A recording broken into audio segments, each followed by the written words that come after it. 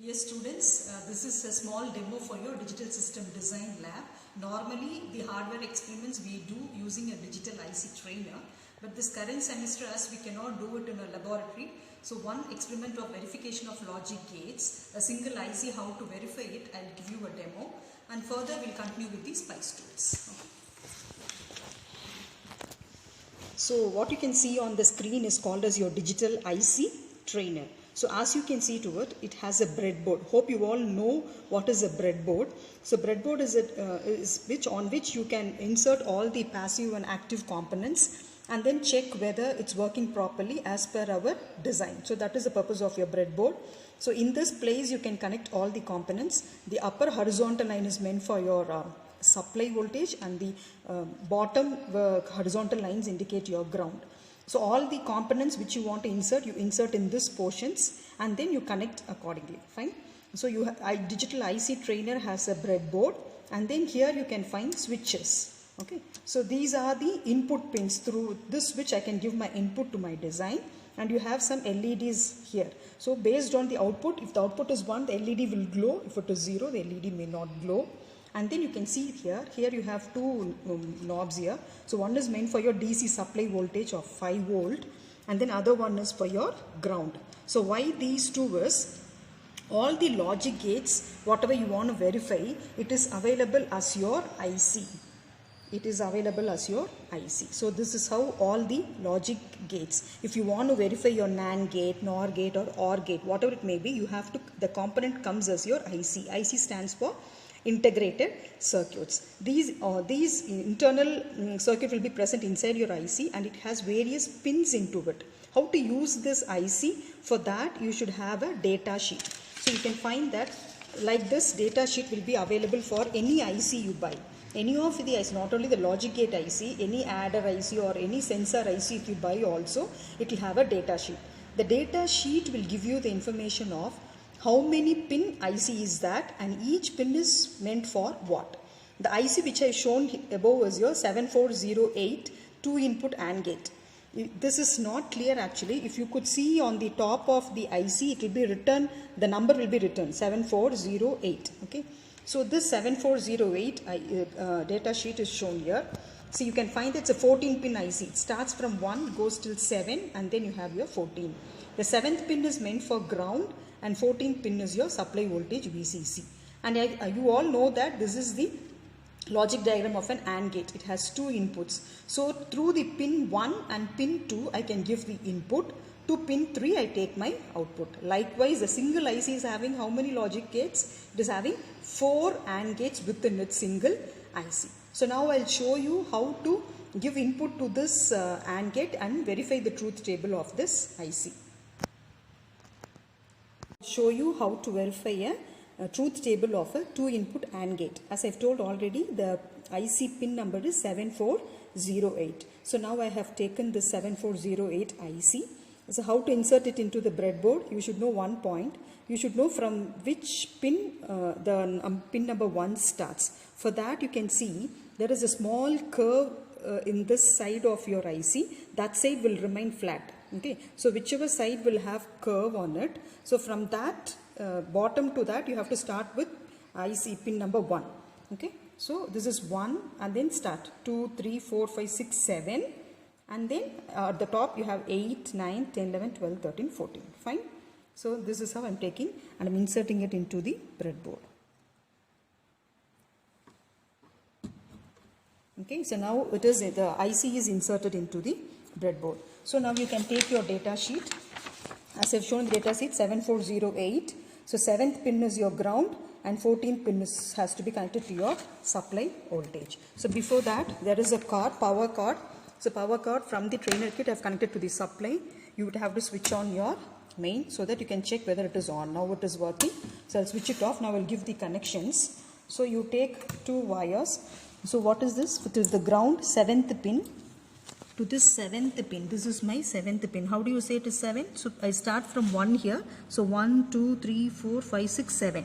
So all the vertical lines in your breadboard will be connected together. So to any one of the pin of vertical section you can connect.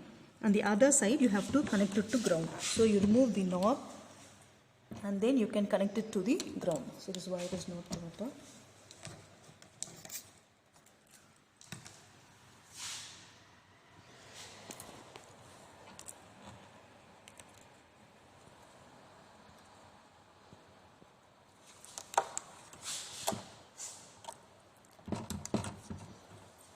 So you can just close this knob. Okay, fine.